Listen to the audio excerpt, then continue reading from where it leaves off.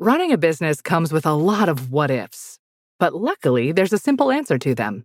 Shopify. It's the commerce platform behind millions of businesses, including Thrive Cosmetics and Momofuku, and it'll help you with everything you need.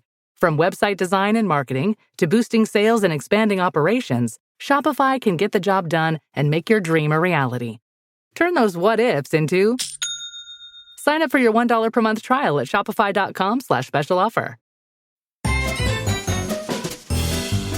It's time for the show that brings the magic right to your speakers. Ears up! Hey, what's going on, everybody? Ears Up Podcast. Welcome to the show. Thank you. We have a good one for you. Yes, Eric. Yes, you are welcome as well. That's great. We have a good one for you. Eric is going to be talking a little bit about some gangsters or something like that. I think him and Terrence are going to do a whole 10-part series on Tupac. Isn't that what it is? Yeah. I'm waiting on a few notes from Terrence, so we're just gonna do a little just a few. Whetting the appetite. Nice, dude. I love that. No, you've been working on this big show for a long time now. Not this big show, but a topic on the show about the Disney animator strike, right? And the subsequent riots. No, I don't know. But the animator strike, and it's a big topic. There are several books written about it, but you are kind of, trying to distill that information.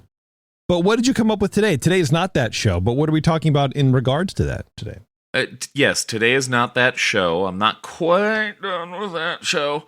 But I really wanted to talk about three of the pivotal figures related to the Disney strike.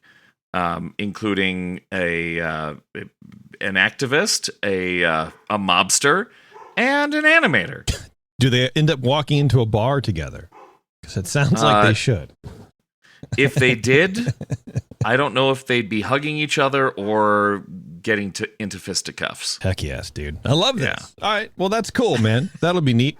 And then afterwards, so we have some Disney news, but it's basically one topic. And it's the topic that if you're paying attention at all to it's all the Disney just news in general, it's what everybody's talking about. So it's the Jimmy Kimmel suspension. So I want to talk about that because there's a kind of a multifaceted thing, and it's not going to be, too political, but unfortunately it plays into it a little bit, but we'll be fine. Yeah. Don't worry about it, guys. It's us. I mean, come on, we'll be fine. Right.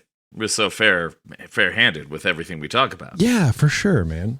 So that's basically it. But first, Eric. Yes. You were telling me before the show that you are pissing some people off on the internet. What are you guys doing over there on the Supreme Resort?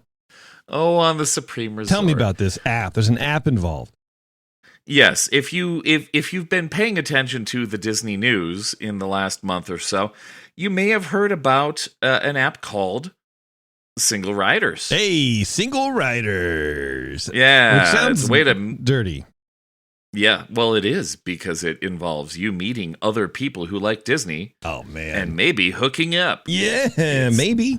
That sucks. Maybe. Right. I don't know which direction you have to swipe, but yeah, I don't know, man. You have to make the Mickey Mouse shape and then do it. Oh, that's complicated. Yeah. It's not for old people like us, man. Right. Anyway, it's a dating app. Well, there was another one called, what was it, Mouse Meet or something like that? I think so. There's also Meet Me on Main Street, which we're going to have those folks on the Supreme Resort on our next episode, actually. All right, that's good, man. I like that. Right.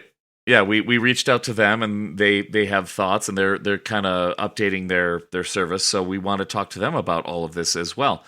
All of this really sort of started because a few years ago, Dan from the Supreme Resort said, hey, wouldn't it be great if there was a dating app called Single Riders?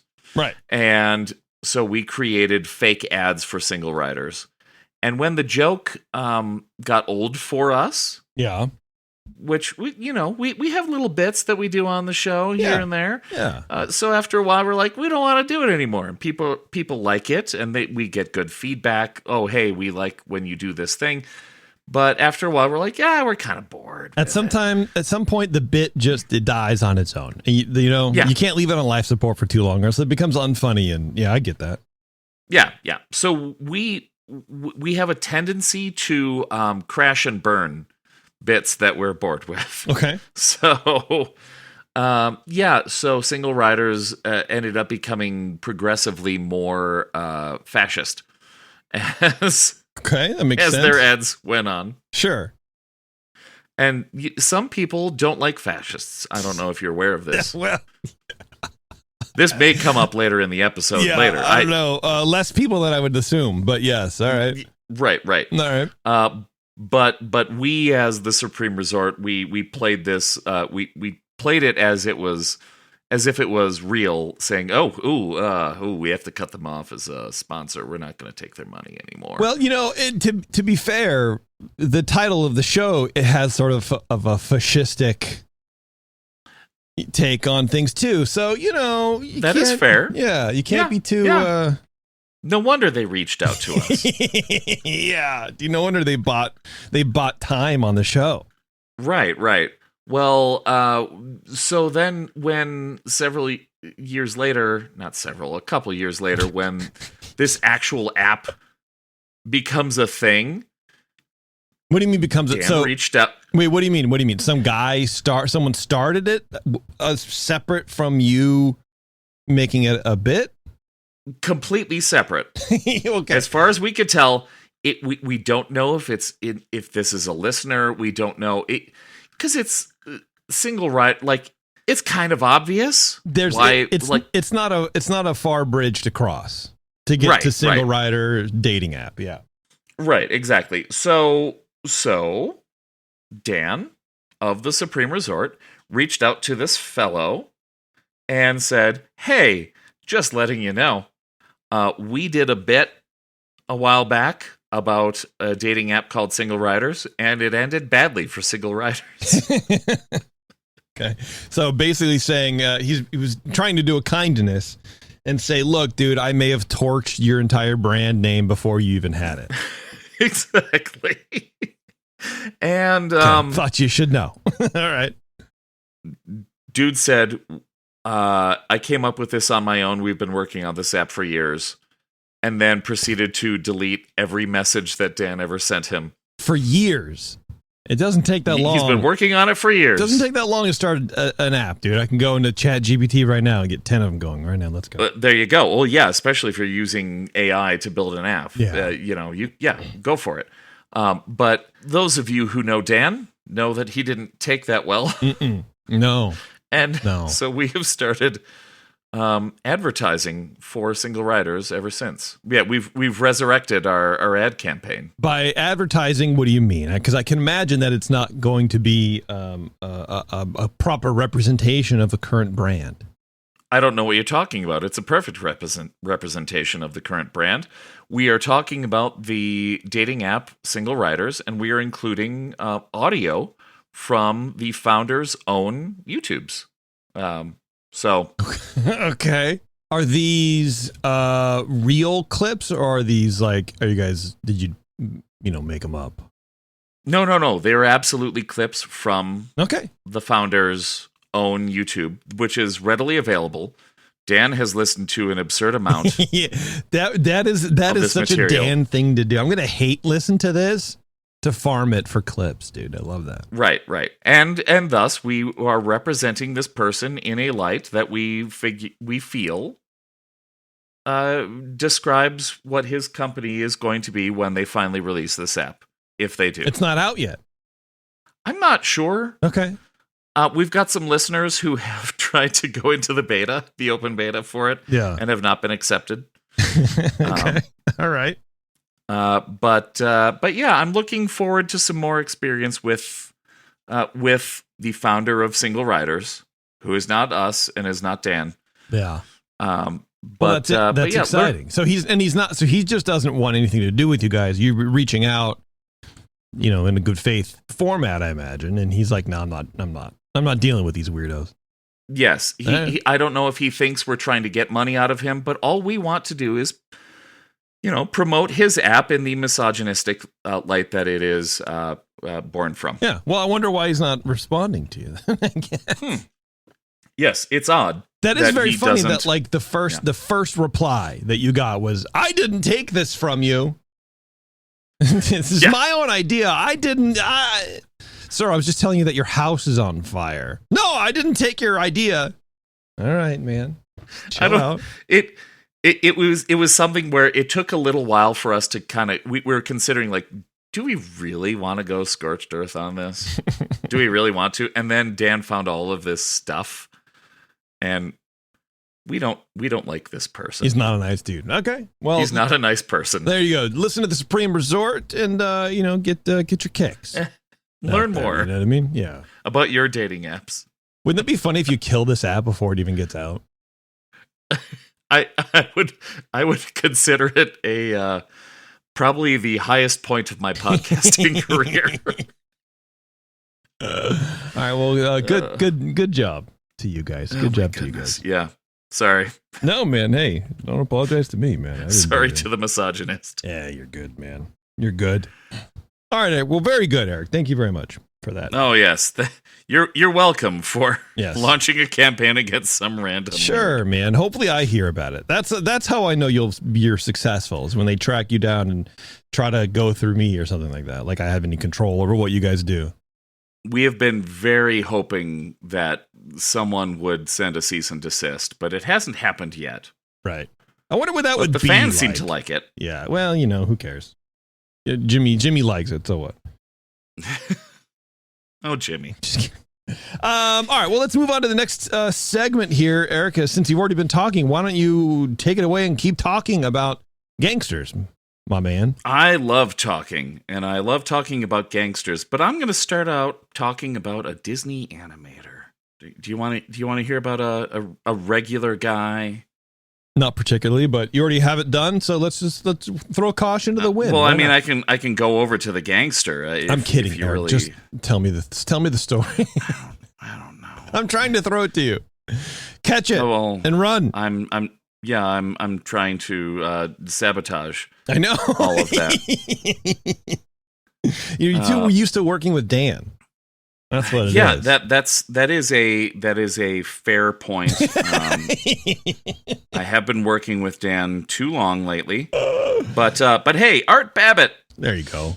Art Babbitt was born in 1907 in Omaha, Nebraska. Art Babbitt was one of Disney's early animators. He started animating in the 1920s in the early sound era of film. That was basically there had been animation before, but this is when Disney really rises, is during the sound era of film. Yeah, for sure. Right. So he's working in New York, and he hears about Walt Disney Studios, and so in 1932, he moved across the country to Burbank and joined the Walt Disney Studios during its expansion when Walt was hiring a whole bunch of animators.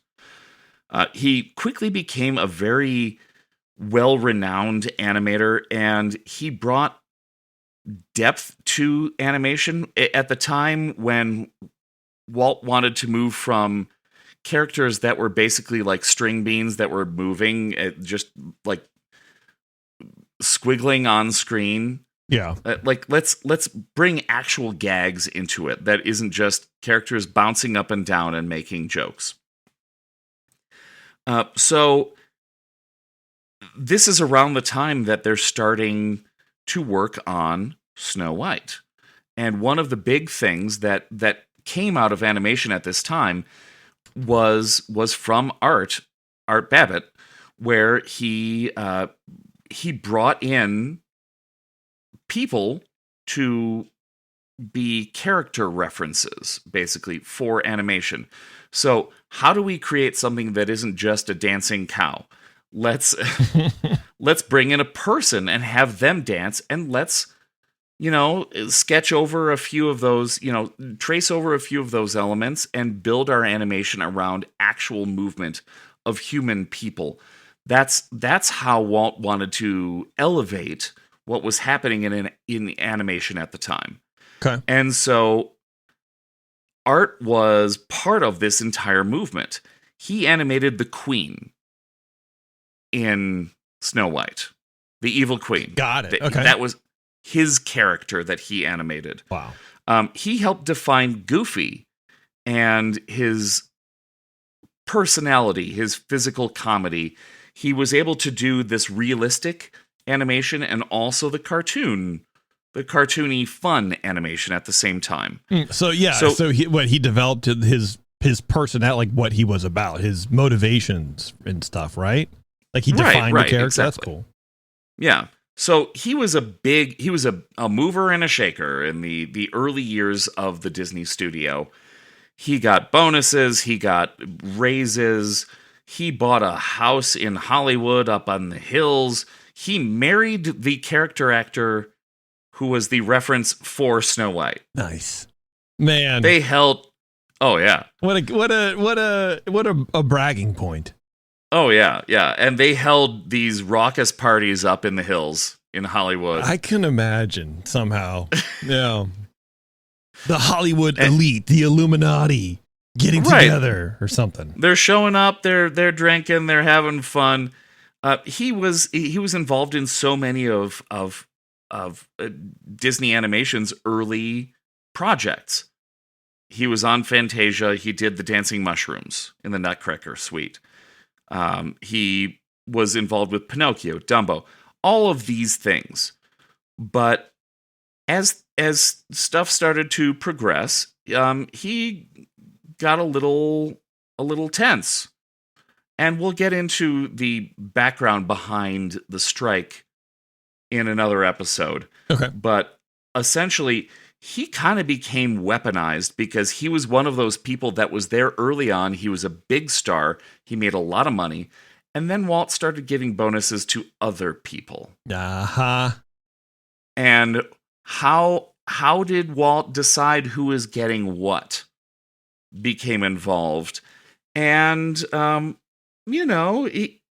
Babbitt became... There's a whole thing where essentially there's a fake union that Disney put together. Babbitt was at the forefront of it. Okay. All right. Again, this is a tease. This is a whole giant part of the strike. But as things went on, he started to become more... He lost his allegiance to Walt Disney and realized that there is a reason for us to strike. There's a reason for us to unionize and do something else. So part of this is it came from all these other bonuses that he was giving to other workers. When more potentially talented workers came in, people who were college educated, as the animation industry moved forward, he was left behind. So there's a lot of stuff that goes into this guy. And really what it comes down to is he believed that animators were performers with pencils. They weren't just drawing things. They were creating scenes. They were creating this world for Walt. Yeah. And over time, that kind of shifted. And the technical aspects of animation took over, and he wasn't up to it. And then Walt cut him out of pivotal roles that he was working on. Not good. Not good. Sounds like Art got too big for his britches, and Walt had to cut him down a little bit. That's what it sounds like. And you can look at either side, and both seem to have pretty good arguments. Okay. Art wasn't keeping up with the new kids. Yeah. But then Walt wanted more out of Art, and he wasn't able to keep up with it. But at the same time, this was a superstar who is now getting shafted. He's getting taken off of things. He's not getting as much money as he used to. Right. And what does that do? Drives a man crazy. Oh, yeah, yeah. So this is one of the components that leads to the Disney strike. Now, two other elements are very interesting. I really wanted to just talk about three guys who were involved with this strike. Okay. Because there's a lot that goes into the strike. There's a lot that built up to it. It made it last a lot longer than it could have. So let's just talk about a couple of other guys. Yeah, why not? Just guys talking about dudes, you know? Yeah, and that's okay. Why not? Yeah. So let's talk about Willie Byoff. Sure. He was a member of Al Capone's gang in Chicago. Okay. Just the type of guy you want to move to California and start up a union of his own. Right. The International Alliance for Theatrical Stagehands. Willie was the head of the Southern California branch. He was definitely corrupt, as came out years later. Okay. Yeah, no, I'm not doubting that, you know, for sure. Yeah, in 1922, this man was arrested in Chicago for running a brothel and a speakeasy. Nice, dude. In 1933, he fixed the chicken trade, taking cut of sales from chickens that he allowed into Chicago. And Al Capone said, "I like this kid." How do you even do that? I mean, Chicago, even in the 30s, is a big city. How do you control the chickens that come in? Right. It's insane. Right. So he moves out. So Al Capone takes notice of him, and he forcibly recruited Byoff's gang, basically threatened to kill all of them, and brought them into his own game. And then he said, "You know what? I like what you're doing. Let's go out to California." So Byoff goes to California, and he gets in with the IATSE, the International Alliance for Theatrical Stagehands, okay, and starts collecting money from he's extorting money from studios. RKO, he gets $150,000 from them to discourage stagehands from forming a union. Oh, nice, dude.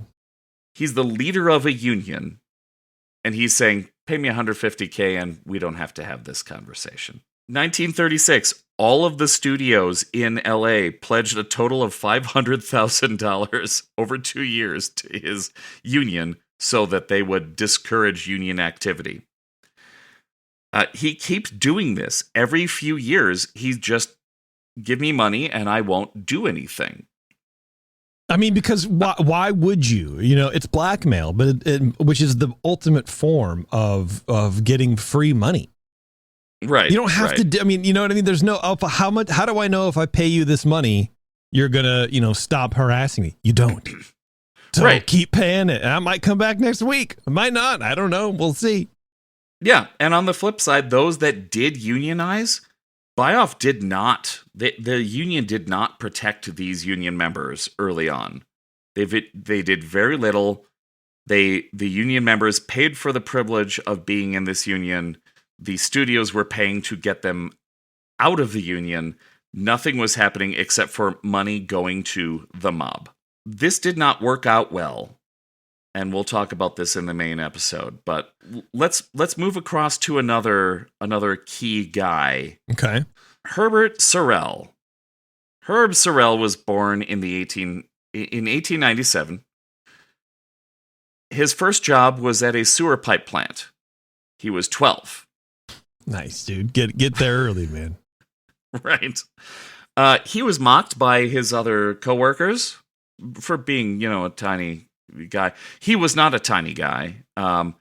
He quelled all of this by beating up several older workers with a shovel. He became a riveter in skyscrapers. He fought in World War I. He was a boxer when he got back from World War I. Sure, all the shovels went to make tanks, melt all the iron down. So got to figure something else out. Another way to beat up old men. Of course. Yeah. Right. So he came back and he started working for the studios in LA. He was working at Universal as a painter when one of his bosses said, "Are you a union man?" And he said, "Yes." And he was immediately fired. This is a way to weaponize a man. Mm-hmm. Yes. So 1937, Paramount has a strike going on. Herb reached out to a bunch of the scabs that they had hired and said, "Hey, let me drive you to the studio on Monday." 16 scabs showed up to the studio on Monday morning with at least one broken arm. See, okay. Here's another thing. How does that happen? How does one guy just, okay, everyone line up. I got to break your arm before you get out of here. You can't take one dude? Come on. I would assume it's not one dude. Well, yeah, I guess not. That's wild. He was the labor organizer in the 30s. He testified in 1941 and 1946 in front of the Committee on Un-American Activities. Jason, you talked about this in an episode a while back where Walt was talking about them. While Herb never got tied to the Communist Party, he was fond of saying he took their money. Yes. Despite not being part of the party. That's right. And he may have been the guy responsible for calling Walt an anti-Semite. Yes, it was him, and then Art Babbitt was the other one. Oh, right. Yeah. Well, we talked about Babbitt a bit ago, and there's a lot more Babbitt to go around. Yeah. And, when you said his name, I was like, that name sounds familiar, and it took me a while. But then I remembered that there's a comment made in one Disney book that's attributed to Art Babbitt, where Art specifically says, "I saw Walt Disney at one of these Nazi Bundist farms or Bundist. I can't remember the name now, but like basically the Bundist Fund or something like that, where it's like basically just the Nazi party arm in Southern California." That sounds about right. Yeah, was that the Neil Gabler book? Probably, yeah, probably. Because that's the one that the family doesn't like. Yes, and I haven't read all of it yet. Yeah, and it goes no farther than Art Babbitt. Nobody else says anything. Nobody else mentioned seeing him. There's no photos. And so when I was talking about it in my segment, I was like, "This is the most famous man in the world at the moment in the 30s, the mid 30s. You mean to tell me there's not one picture, not one person saw him except Art Babbitt? Come on now, Art Babbitt, the guy who used to be a big deal, right, and then got shafted, right, allegedly, and has some reason to say that's right, dude. My old boss is bad. Yeah, and I saw him. It's just like the frazzle drip thing, right? A few years ago with Hillary saying, there's a video of Hillary, eating a baby and wearing its face or whatever, and it's like, even hardened police officers, when they see it, they vomit. And it's like, okay, dude, all right, but nobody can watch it. It's real though, but nobody's seen it. All right, man, you got it, buddy. You got it. Yeah. So there's all this stuff that goes on around these three guys, and spoiler alert: Willie Byoff gets it handed to him. They eventually say, "So you've been extorting money. You're not really a labor organizer." But Herb Sorrell and Art Babbitt do collaborate on some things. Love it. And this leads to our big strike story, which we will get to in a later episode. Love it. Very tantalizing stuff, Eric. You've teed up for us. You know what I mean? Are you all tantalized? I'm sure. tantalized. Yeah, absolutely, man. Why not?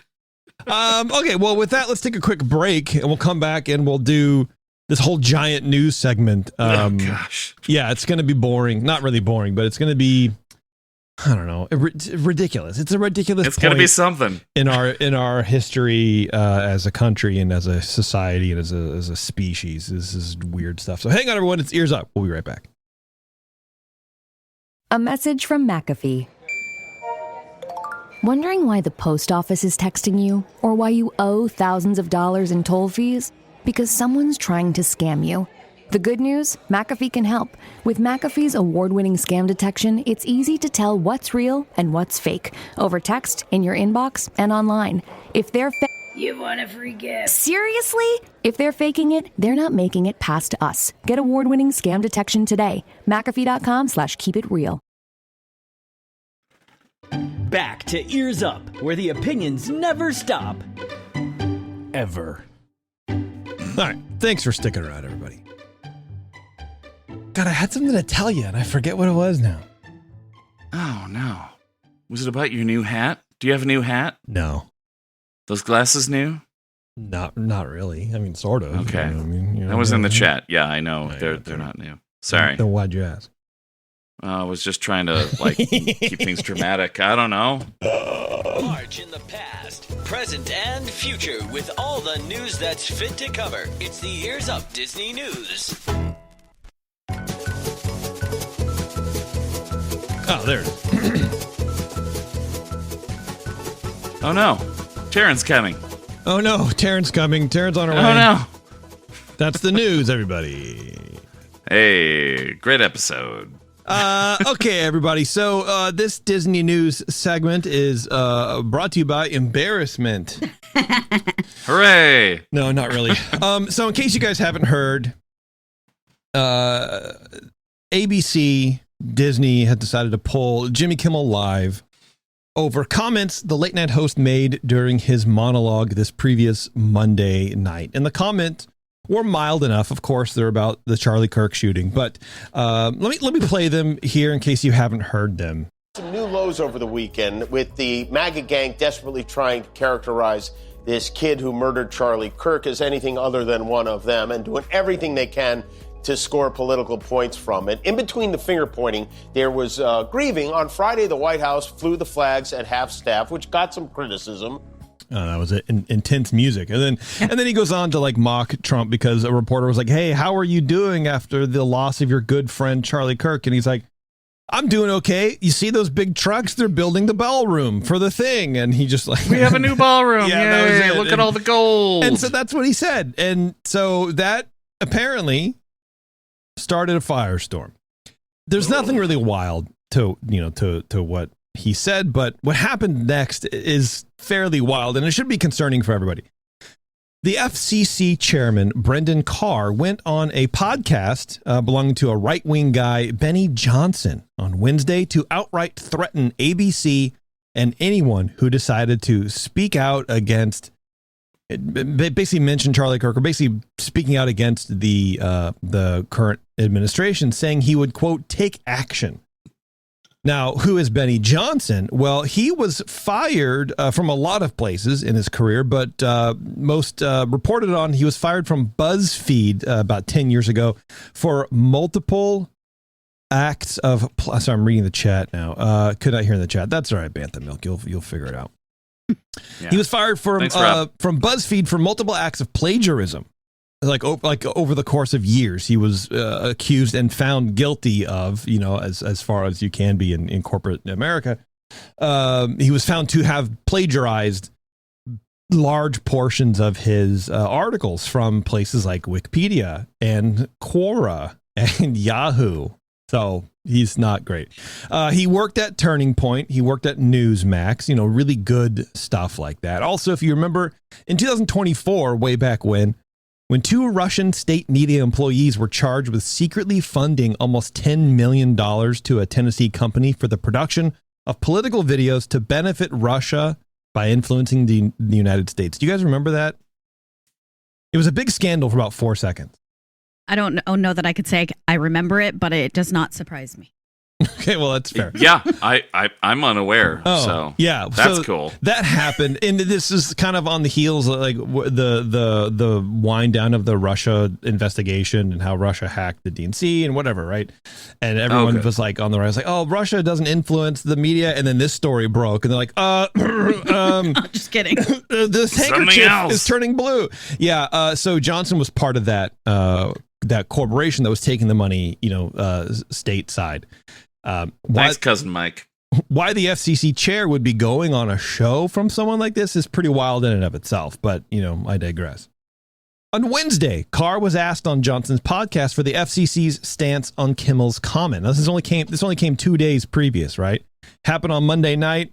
On Wednesday, he's on this podcast asking, and this is the FCC chairman's comment. Quote, it appears to be some of the sickest conduct possible.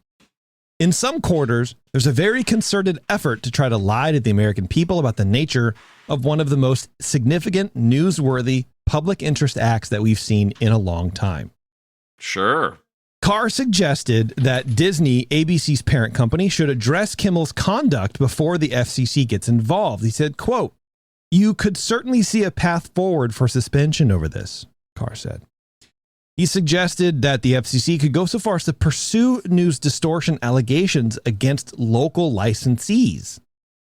He said again, quote, frankly, I think it's past time that a lot of these licensed broadcasters themselves push back on Comcast and Disney and say, we are going to preempt, we are not going to run Kimmel anymore until you straighten this out. It is time for them to step up and say this garbage, to the extent that that's what comes down the pipe in the future, isn't something that serves the needs of our local communities. He goes on to say, frankly, when you see stuff like this, I mean, look, we can do it the easy way or the hard way. These companies can find ways to change conduct and take action, frankly, on Kimmel, or there's going to be additional work for the FCC ahead. Now, I don't know where you come from, but where I come from, that's a threat. That is a threat. The easy way or the hard way? I'm from Chicago, so, you know. So you know. Well, and I guess I'm a little confused at the threat because they're like, you better do this or you're going to cause us more work. And it's like, so? Well, by work, he means like, okay, you know, just to put it in terms you can understand, you know, in Pulp Fiction, where I forget his name now. Anyway, Zed, whoever, he was like, I need to go call some real, you know, pipe hitting people to come down and put in some work here on this people, that right? kind of work. That kind of work. So that's what it could be, right? Or like, you know, I'm going to come by your house. I got some work to do on your family. I got some work to do on your kneecaps. I got some work to do. Sopranos kind of work. There you go. Not like what I do. Not at like work. Paperwork. Yeah, we're going to have a lot of Zoom meetings about this. The way I took it and the way many other people took it is we're going to have work to do with regards to your licensing. Okay. So That's because not his whole good. thing is like, well, the FCC is here to enforce the rule set in the 1930s that the FCC is there to issue licenses to companies who broadcast in the public good or something like that. So if you're not doing that, and if the companies aren't regulating that, then the FCC could then go, well, you are not serving the public anymore. Therefore, we're going to pull your license, which is what Carr was saying before he was even nominated, before he was even, you know, put in this position. He's been saying this forever. Trump has been saying this forever, which is why he put Carr in this position. That's what they want to do. Like, this is something that's a positive for them to be doing.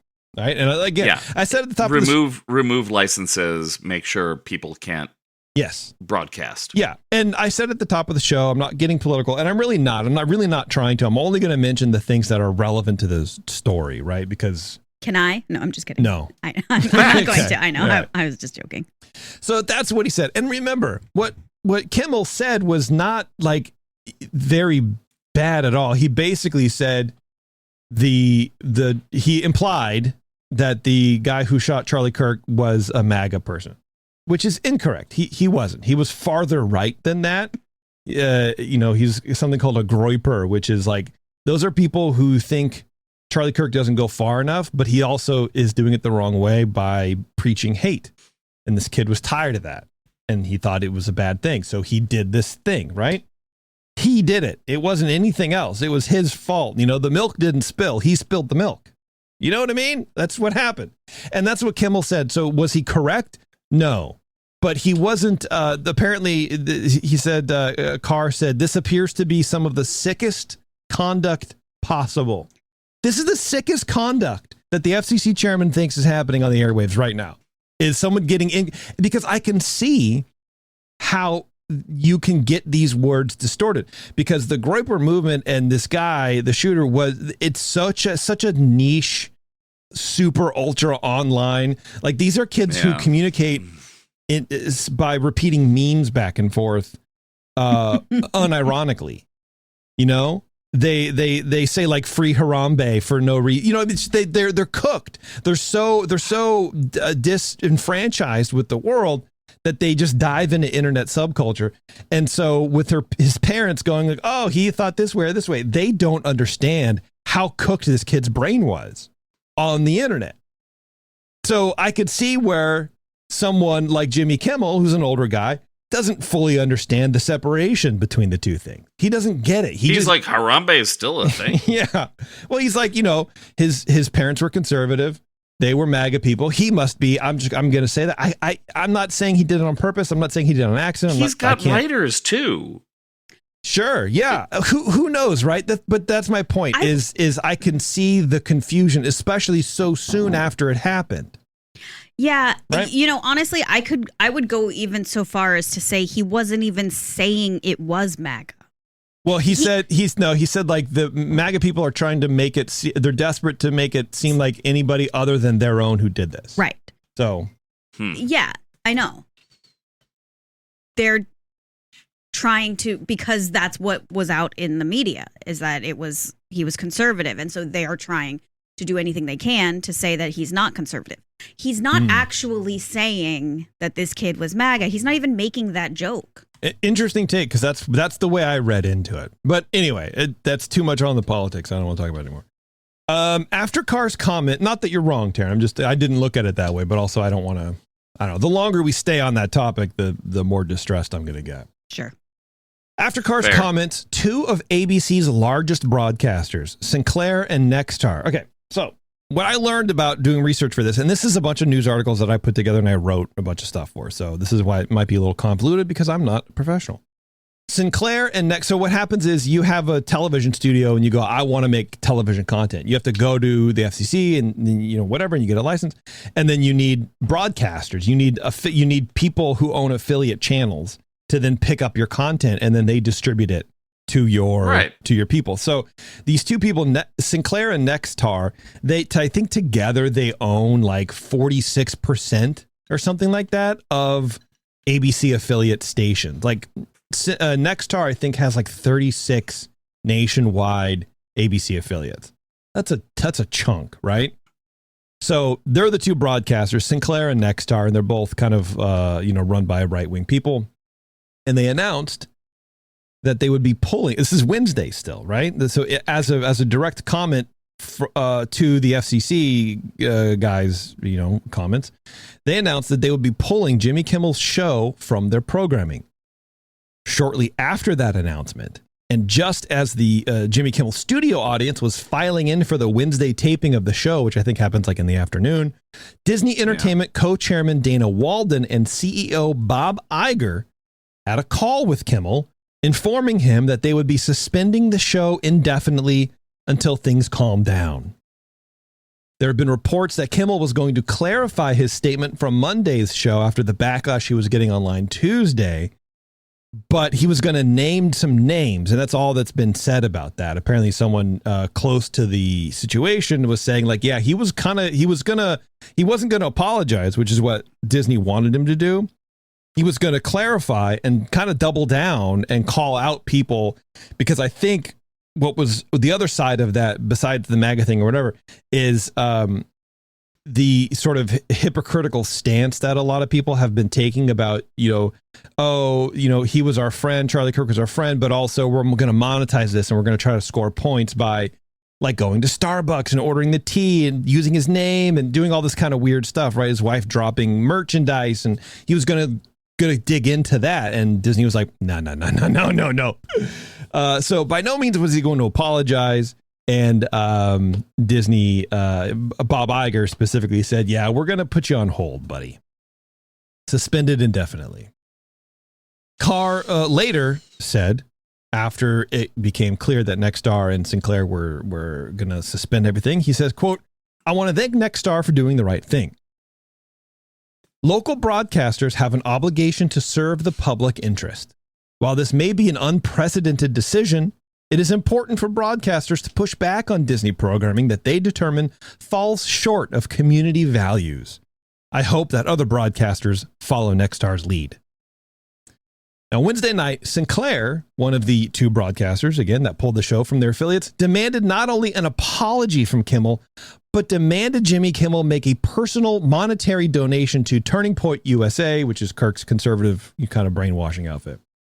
Yeah. Early Thursday morning. You can't say brainwashing. Oh, I'm sorry. Say brain man. talking to. Yeah. I got a whole thing about that. I'm not going to get into it. I probably should have said that. I offended you. I apologize. Thursday morning, Carr took to Twitter to spin this suspension that happened, saying, quote, broadcast TV stations have always been required by their licenses to operate in the public interest. That includes serving the needs of their local communities, Carr said. And broadcasters have long retained the right to not air national programs that they believe are inconsistent with the public interest, including their local community's values. I'm glad to see that many broadcasters are responding to their viewers as intended.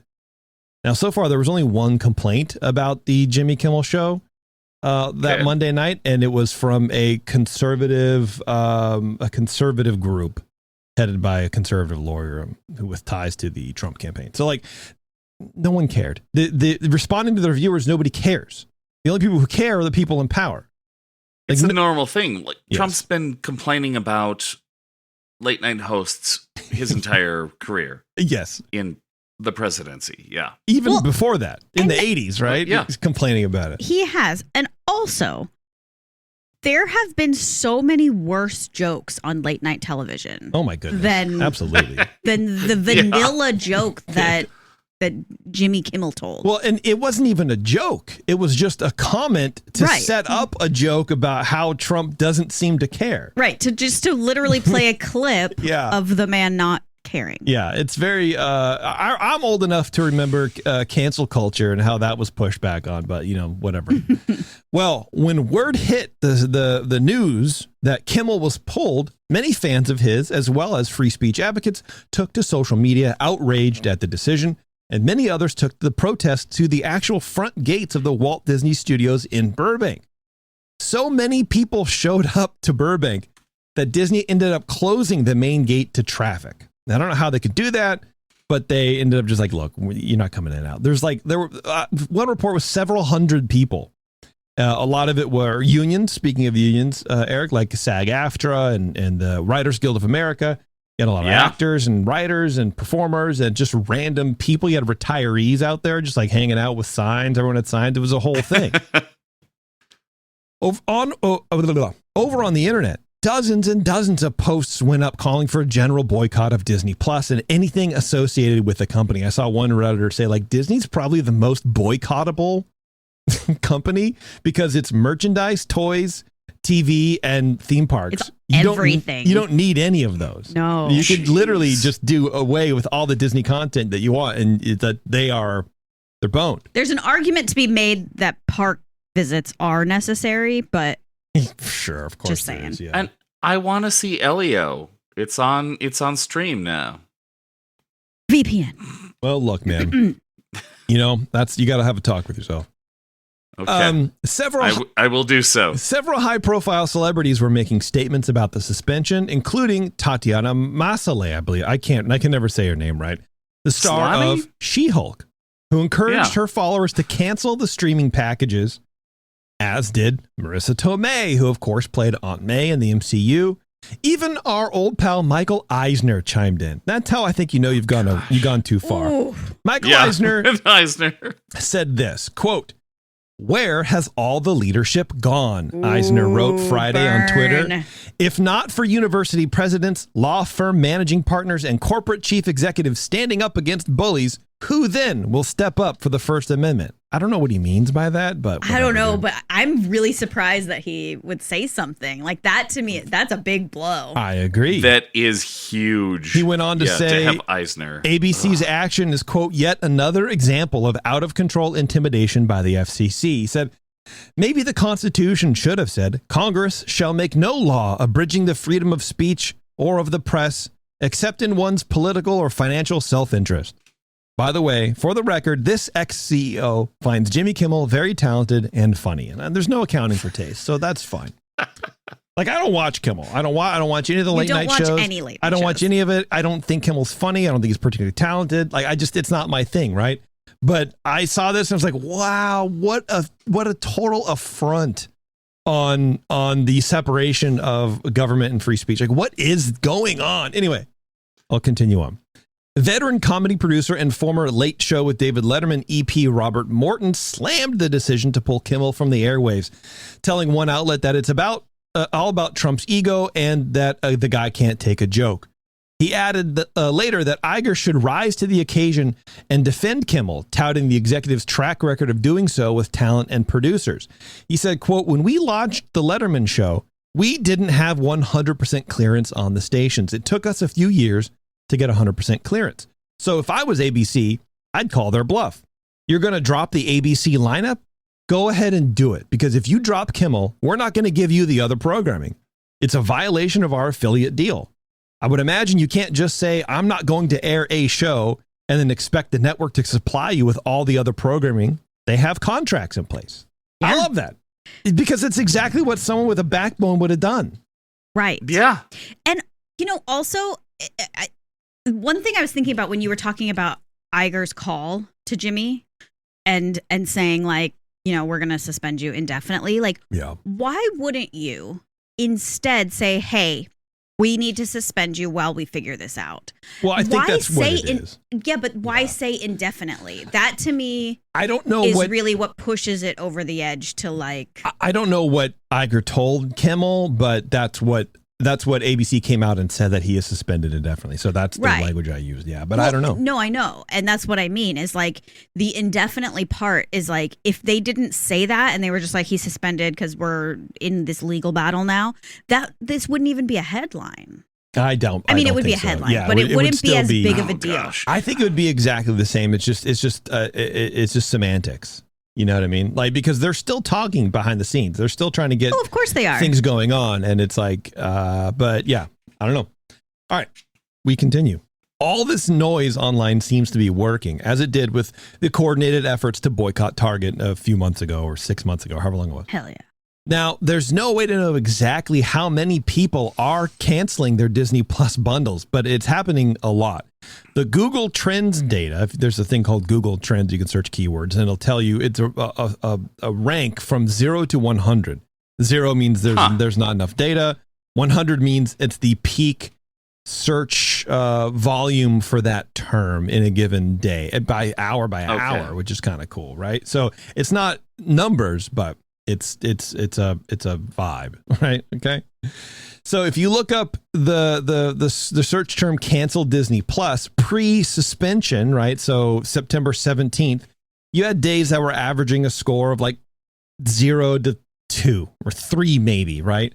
Cancel Disney Plus. Now, Taryn and I canceled Disney Plus a while ago, and some people, you can't do it. I heard it's really difficult. I had no problem with it because I'm amazing. But on the 17th, so that's Wednesday night, the suspension was announced, you had a very sharp uptick almost immediately, with popularity hitting the 100 mark, meaning peak popularity on the 18th.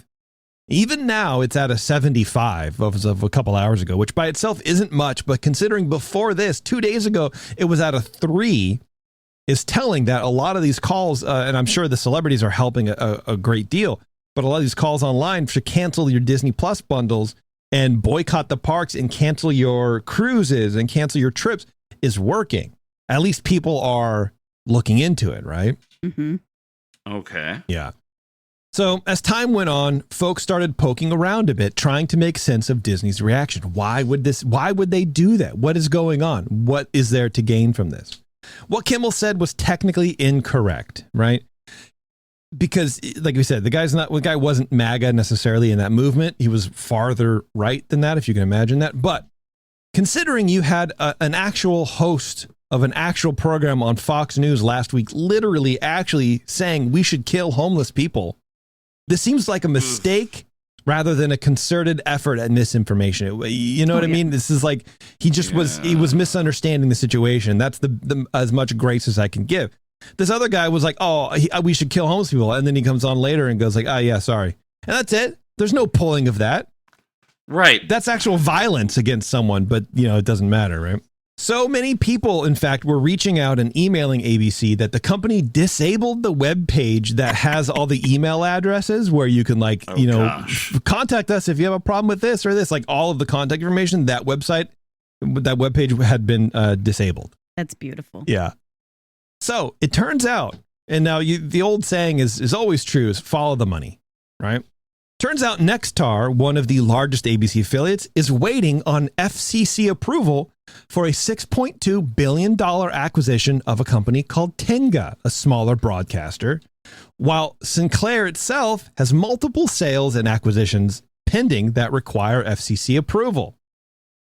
Now, this seems to be a pattern with Carr, the FCC chairman. Over the past few months, Carr has sent letters to the top executive of ABC and NBC's parent companies demanding information about their DEI or diversity programs and stonewalling the agency's decision on a merger between CBS owner Paramount and Skydance Media until the FCC receives assurances about their news operations. So the FCC chair is inserting himself into these deals to specifically check and see about DEI and what kind of factual information their news outlets are, putting out there. And it may, whatever. Nexstar and Sinclair are also in the process of asking the FCC to repeal a rule that limits any broadcasting company from reaching more than 39% of U.S. households. So they're asking the FCC to rewrite the laws and then also approve these big giant mergers and acquisitions. Gee, I wonder what's going on. I wonder why they would do that. That's so weird. I wonder, it's almost like they did it just to gain political favor with the FCC, because the FCC guy has been for months and months saying that this is what he wants to do. And now they just happen to do it because there's a lot of talk around Charlie Kirk and whatever. So there's a lot of pressure that way, I guess. Right. Well, and not to mention, there was Trump Truth Social, I don't know what you call it, some sort of quote about when Stephen Colbert got kicked out. He said, Jimmy Kimmel is next. Yeah. And so that was 2-3 weeks ago. And then now it feels suspect. It's the nicest way I can say it. It would have happened at some point anyway. It just happened to be, this is the dumbest, most milquetoast thing. I mean, imagine getting fired for that. That is insane. Right. But anyway, now can Disney suspend Kimmel for the things he said? Sure. That's not protected under the First Amendment. Well, that's why he wasn't fired. He was suspended. Right. That's a contractual thing. Yeah. Okay. Can the FCC pull someone's license because they don't like the content, which is what happened? I mean, they didn't pull a license, but they didn't like the content. No, that is a free speech issue. The First Amendment protects us against the government censoring our speech. And while the FCC chair didn't flat out say he needs to go, it was clearly a threat and could possibly be a form of legal coercion. And really, the actions of Disney were just cowardly. There are so many steps involved in revoking a broadcast license that it would take many, many months of fighting to even get to the point where that would happen. The FCC can't just yank the license. They can't just push a button and say, you don't have a license anymore. ABC would have due process, which is something we don't actually afford to a lot of people in this country anymore.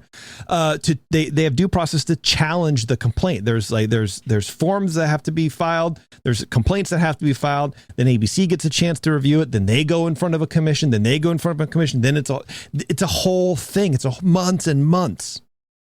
And that was the only real threat, right? That was what they said, is we're going to pull your license.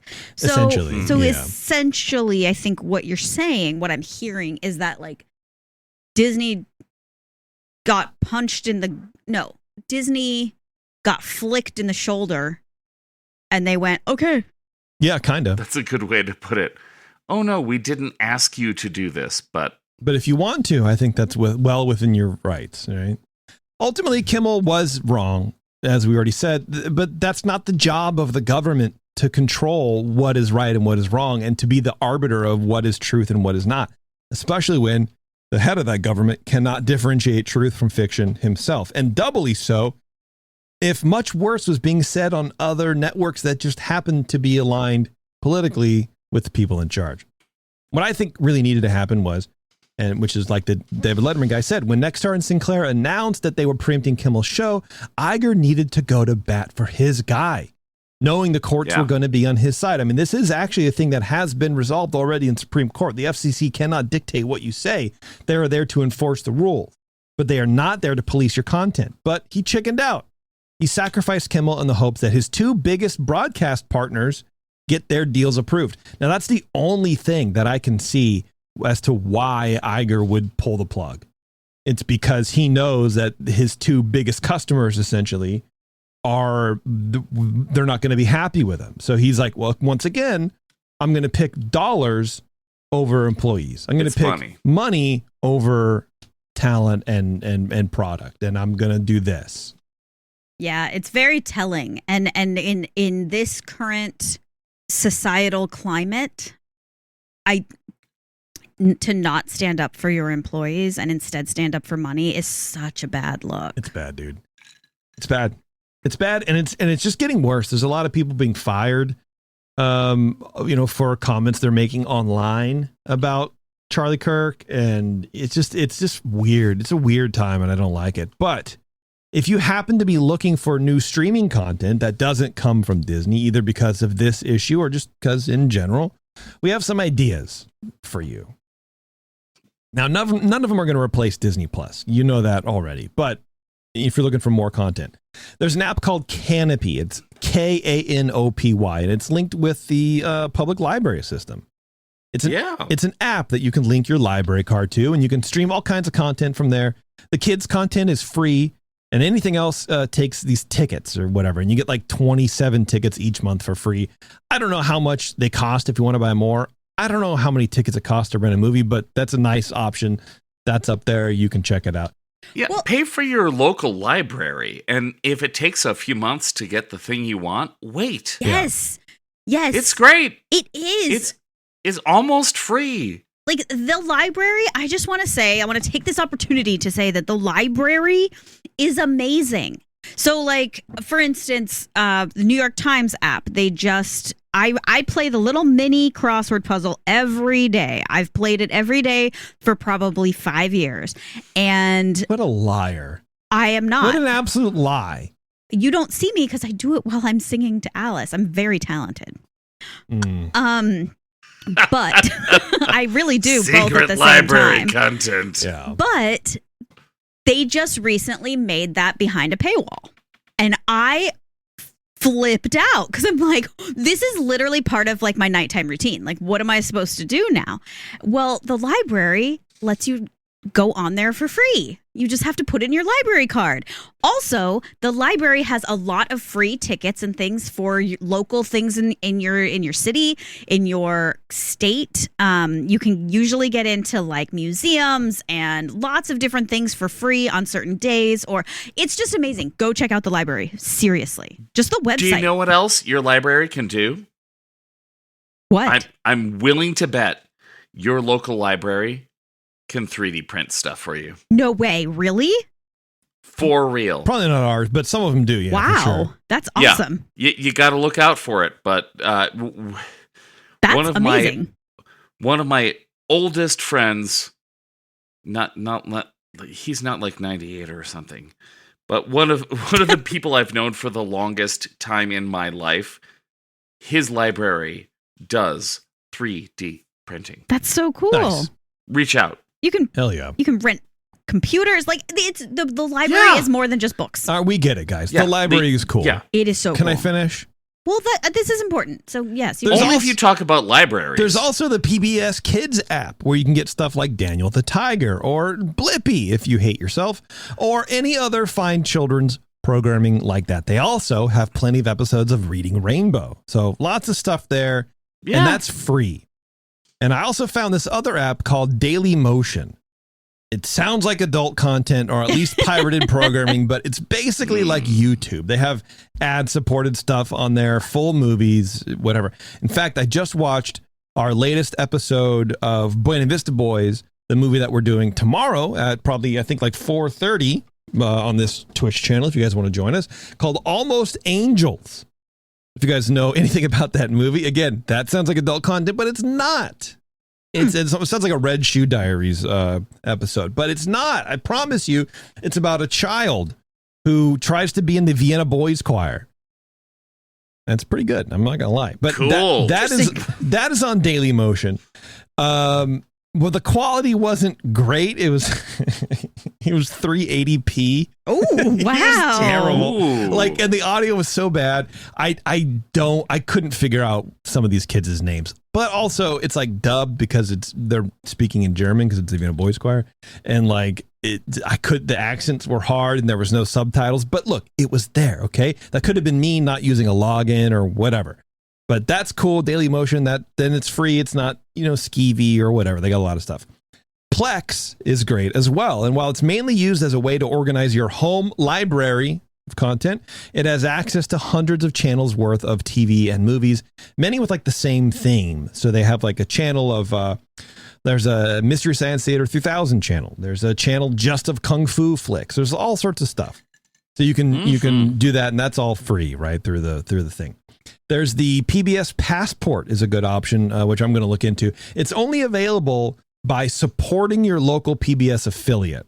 So you contact your local PBS affiliate and be like, hey, how much is it to get access to the PBS Passport? And usually it's like, oh, you just donate $5 a month or whatever it is. That's what I see it for, as little as $5 a month. It could be 10. I don't know. It's different from the PBS Kids app. It has a broader appeal. There's a lot of Ken Burns documentaries and a lot of stuff on there. But but that's kind of neat. It's $5. You know what I mean? Cool. So anywhere you look, you're not going to find Disney content anywhere, except maybe like the old stuff I talked about on Daily Motion, but Disney Plus usually. So if that's the sticking point, then you have to, like Eric, have a talk with yourself on what's right for you. So all that being said, you guys, so how's the Disney stock doing? Well, the 5-day rolling average right now it's at 113.76. As of the 15th, it was at about $115. So right about the 18th in the early morning, it started crashing and went down to 114, came back up a little bit, and then it hit the low price of 112.55 Friday at noon. It's up a little bit. It's up, like I said, at 113 now, but it's down. It's down. Yeah. It might rally. Sorry, Rob. It might rally, but this article here, I don't really fully pretend to understand about things and ideas and stuff. But I wanted to read this to you, and maybe someone can explain it to me. According to an outlet called Culture Base, the company's market value has reportedly dropped by $3.87 billion overnight. While Disney has not officially confirmed the figures, multiple outlets have noted a decline in stock prices. The controversy stems from ABC's decision to suspend Jimmy Kimmel Live, blah, blah. That's kind of it. So I don't really know where the $3.87 billion market value, is it just from the stock sell-off? I think so. Yeah. Because that's what market value is the price of the stock. All so right. Yeah. Well, there you must go. Be. But yeah, that's big. Yeah, it's huge. It's huge, right? And so it's probably largely influenced by podcasters like us. Oh yeah, absolutely. Yeah. Well, I don't know if you've noticed, but for you TikTok users, there's a lot more Hulu ads and Disney ads. Oh yeah. And so I saw some dude, he was like, yeah, I used to be in marketing space and I kind of just, follow stuff like this. And, once this announcement of the suspension hit, all of the Hulu ad comments had been turned off. He goes, but recently they're back on. Okay. And he's like, it's doing what we call in the business social listening, which I think is a stupid term, but whatever. So they are actively trying to figure out what people are saying and how mad everybody is, as if the cancellations weren't enough. You know what I mean? Yeah. So that's what's happening. And also, if you do end up canceling your packages and stuff, you have the rest of the month or until the next pay cycle. So you could still cancel it, feel good, and then watch the content that you want to watch. Yeah, watch Elio. It's streaming now. There you go. Well, and see, this is the thing. Is most of the people watching this are millennials. We all have VHSs. We all have our DVDs. You just have to pull out that machine. You just got to pull Most that of our machine fans out. are You'll be okay. millennials? Yeah. You'll survive. Really? Do we have data behind that? No, we Well, don't. It's anecdotal at best. Yeah, I don't know, It's man. fine. It's science. Yeah. So anyway, that's the big thing, man. I don't know what to make of that. I know a couple people I know are like, oh, I'm gonna go to the parks, but in 2 weeks. But now, like Mr. P was like, I don't know what to do. Like I don't know, man. Like Here's this is where I go. This is where I go. If this is the reason why you're not supporting the company or whatever, then I feel like you haven't been paying attention. Yeah. Because Disney's done a lot worse. Yeah. But also it might be a saturation point where it's like, finally, I'm just kind of over it. There's other stuff to do in the world. There's other parks to go to. There's other theme parks to go to. There's other things to do besides going to a Disney, park. You can go to Epic Universe. It might not make it. No, I'm kidding. Sorry. That was probably bad taste. But yeah, there's other stuff to do, guys. So if this will make you feel good as far as like pushing back on a company for not sticking up for their talent, regardless of where you stand on if you're a Kimmel fan or not, then do it. Do what makes you feel good, man. Well, and I think if it doesn't make you feel good, contact them and say like, dude, I'm thinking about canceling this stuff until you guys get your act straight. And at least you're doing something and letting them know that you're unhappy, but you can still enjoy the things that you want to enjoy. And I think that's totally fine too. Well, and I think what you said is actually quite funny because like they're not sticking up for their employee, their talent, but they don't stick up for their employees. They don't stand up for them. And that is not new. And so this shouldn't actually come as a surprise. It's just now we all are paying attention and we can all see it firsthand. Yeah. But that said, we also have a trip like sort of coming up, not in a couple weeks, but in a few months. And we haven't paid for that trip yet, but I definitely had the thought, and then I went, oh well. I mean, and that's the thing, man. That's what you got to do. You got to figure out what means something to you. And I'm big on boycotting. Yeah. I'm boycotting Target. I'm boycotting Amazon. I'm boycotting Disney Plus. I'm getting rid of everything. But you know what? I feel like I personally have to draw the line somewhere, and I guess that somewhere is Disneyland. See, and this is the thing. I was like thinking about it too. I'm like, what can we do? Well, we don't watch ABC. We don't have Disney Plus or Hulu or ESPN anymore.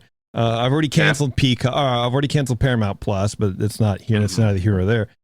We don't consume any other Disney content, it's not like we have like a reoccurring T-shirt order. I don't know, whatever, right? Like, how else can you reoccurring sponsor? So, like, I can't do anything more than what I'm doing now, which is nothing. I have nothing to do with that company at all, except putting out.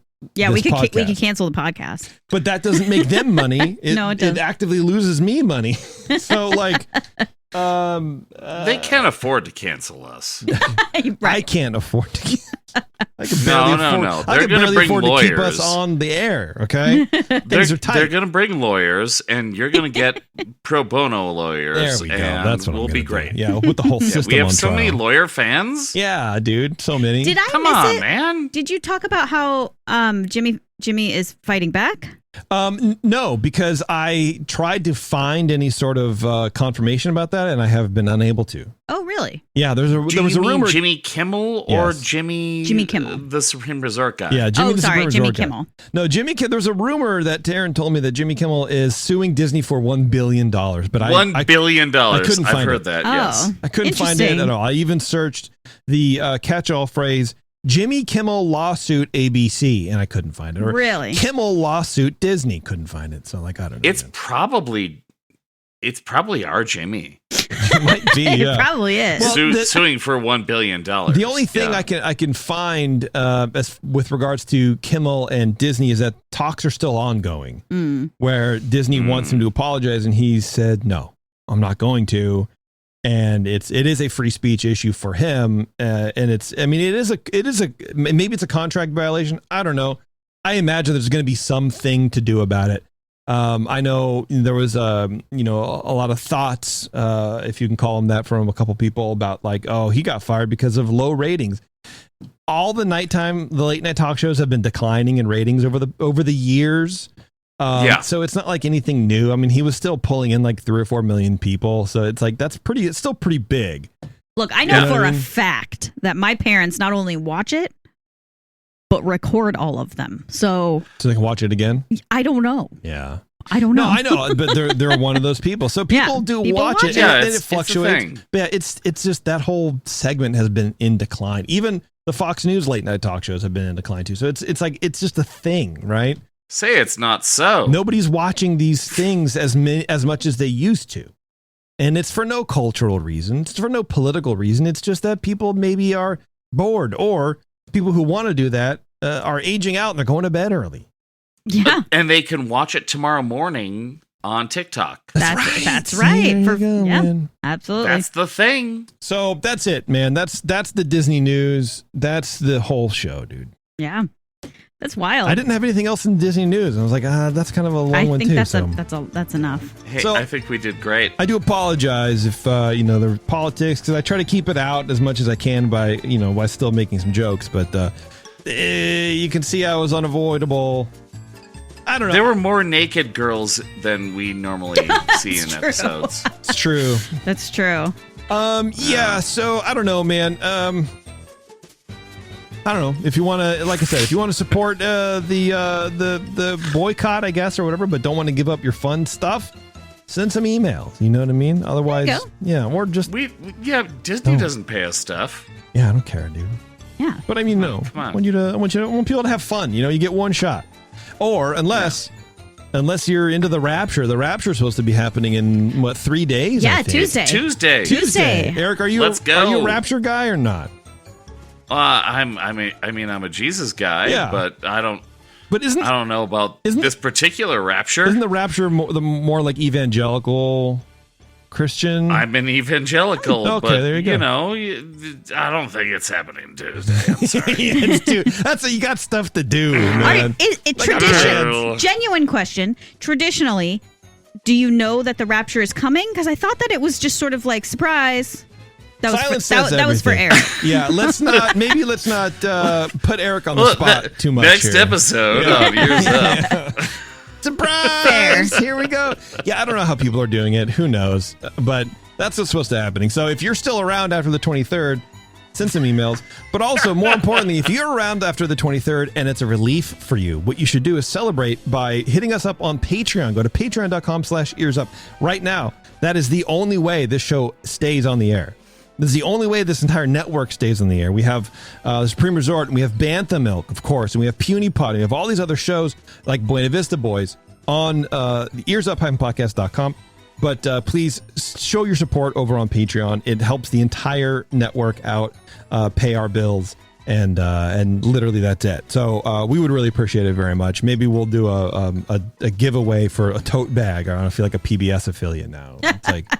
Do you want to $2 a month will get you that tote this? bag and also a chance at giving Jason another shirt. Hey, let's go! This is just a tattoo now. I figured I would invest in a tattoo on my body. Oh, that's as clothes. a tattoo. Oh, Yeah. wow, that's Yeah. excellent work. Thanks, I did it myself.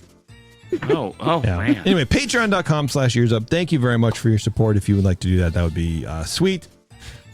Until then, Eric, were we going to do something else? We weren't, were we? I don't know. All right. Bye, guys.